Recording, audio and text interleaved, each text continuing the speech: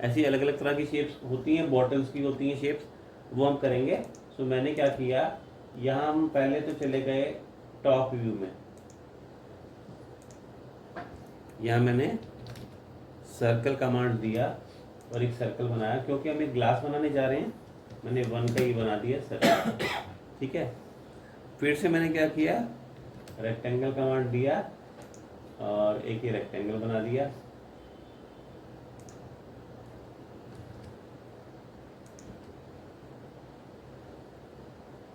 और track on होगा तो आप इसके पॉइंट को फिल्टर कर पाएंगे।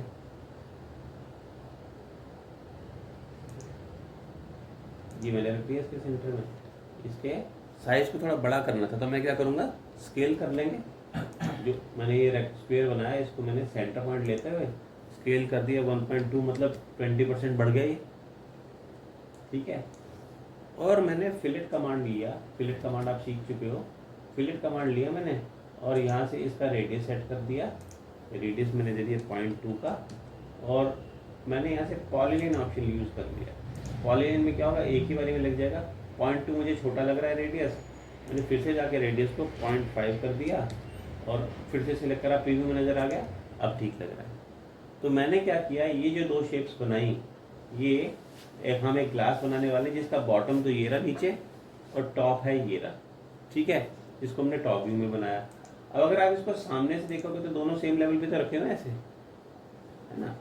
और अगर हम आइसोमेट्रिक में देखेंगे तो ऐसे नजर आएंगे। ये मैंने क्या किया, यहाँ से ऑर्थो को ऑन रखते हुए मूव कमांड दिया और इसको उठा के ऊपर शिफ्ट कर दिया। इसको मैंने उठा के ऊपर शिफ्ट कर दिया 3.5 पे, सपोज 2.5 हो गया। मूव कमांड दिया हमने, इसको सिलेक्ट करा और यहाँ से यहाँ तक हमने इसको शिफ्ट कर दिया 3.5 पे। इतनी बात समझ आई। हम एक ग्लास बनाने की कोशिश कर रहे हैं जिसका ये बॉटम है, जिसका टॉप है। टॉप ऊपर से राउंड नहीं है, वो अलग शेप में है, ठीक है। फिर हमने क्या किया, कमांड दिया यहाँ से लॉफ्ट का।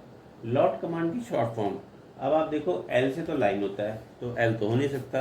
एल ओ से लेआउट होता है, वो भी नहीं हो सकता। एल ओ एफ से लॉफ्ट, देखो तो इसमें आपने देखा कि एल ओ एफ टाइप करने पे भी इसको इनवैलिड बता रहा है। इसका मतलब कि लॉफ्ट के लिए में पूरा लॉफ्ट ही कमांड देना पड़ेगा। तो लॉफ्ट कमांड हमने दिया। इसने आपने कहा सिलेक्ट करो क्रॉस सेक्शन। ये जो मैंने बनाए इसको हम क्रॉस सेक्शन कहते हैं। मैंने पहले तो सिलेक्ट करा इसको 1 और दूसरा सिलेक्ट करा इसको 2। इन दोनों को सिलेक्ट करते ही हमें कुछ ग्लास के जैसी शेप तो बनती दिखाई देने लगी, है ना। ये देखो मैंने एंटर करा। एंटर करने के बाद हमारे पास यहाँ कुछ ऑप्शंस आ गए। ये देखो ऑप्शंस आ गए, यहाँ पे लिखा हुआ है रूल्ड, स्मूथ फिट और वगैरह वगैरह।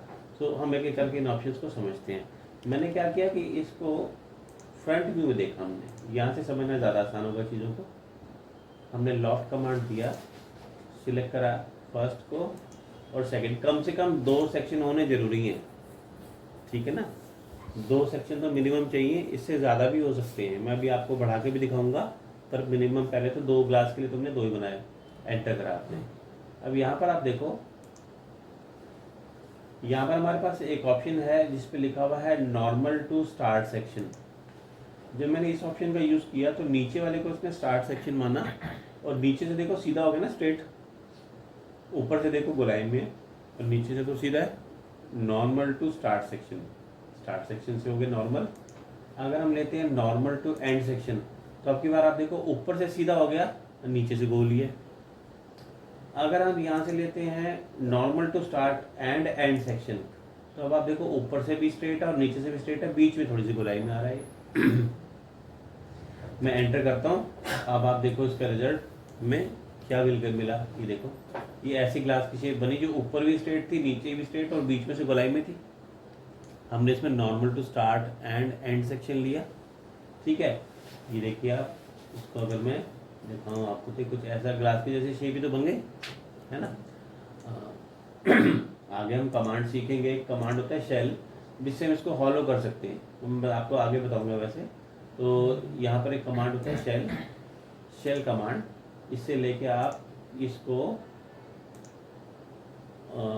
हॉलो कर सकते हैं, मतलब खोखला कर सकते हैं अंदर से।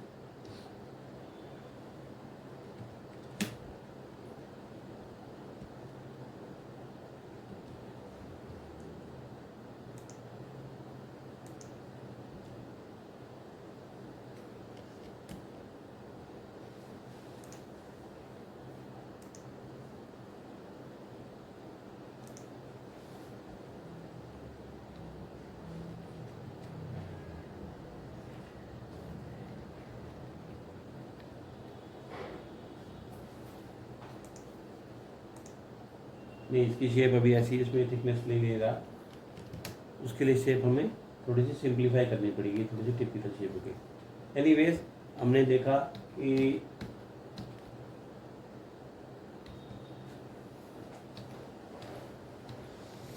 दो क्रॉस सेक्शन हमने बनाए थे इसमें, और दोनों क्रॉस सेक्शन को बनाने के बाद आपने इन दोनों को मैच करके एक शेप को फॉर्म किया, जैसे एक ग्लास की शेप थी। मैंने क्या किया कि एक और सर्कल बना दिया,